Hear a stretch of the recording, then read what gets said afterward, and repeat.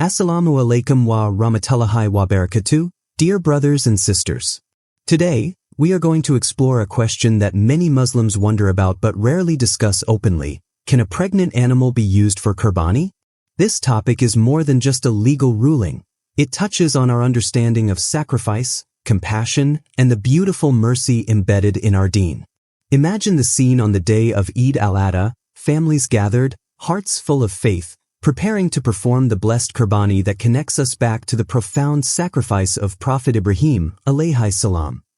But suddenly, a doubt arises. What if the animal you intended to sacrifice is pregnant?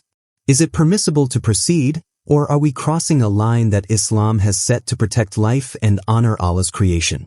This question deserves clarity, rooted deeply in the Quran, Sunnah, and the wisdom of our righteous predecessors. First, let us remember the essence of Qurbani. It is an act of worship, a physical and spiritual offering that requires the animal to be free from defects and fit to be sacrificed. The Prophet Muhammad emphasized the importance of offering good quality sacrifices, teaching us that Allah does not accept any sacrifice except that which is good, Sahih Muslim. This hadith reminds us that the quality and condition of the animal are crucial. Now, about pregnancy, Islamic scholars have debated this issue extensively. Many classical jurists, including Imam Malik, Imam Shafi'i, and Imam Ahmad ibn Hanbal, have weighed in on the ruling. The majority opinion leans toward forbidding the use of a pregnant animal for Qurbani, because the animal carries new life within, and to sacrifice it means to harm both the mother and the unborn child.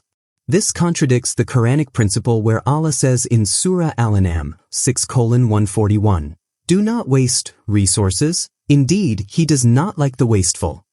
The unborn animal is a blessing, a potential life Allah has placed inside the mother, and its protection is a form of stewardship entrusted to us. The Prophet, known for his immense compassion and mercy, taught us to avoid causing unnecessary harm to any living creature. Even in the treatment of animals, the Prophet forbade cruelty, saying, "Whoever is kind to the creatures of God is kind to himself." Bukhari and Muslim. Now, some may ask, but what if I don't know the animal is pregnant?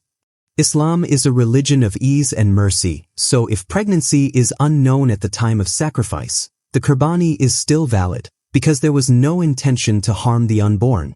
However, once aware, it becomes a serious responsibility. The scholars caution strongly against using a visibly pregnant animal for sacrifice, as it conflicts with the spirit of mercy that underpins all acts of worship in Islam. Imagine the emotional weight here. The sacrifice that should symbolize submission to Allah becomes a source of suffering to an innocent life. Does this align with the teaching of Prophet Ibrahim's sacrifice? Of course not. Ibrahim's story is one of ultimate obedience and mercy.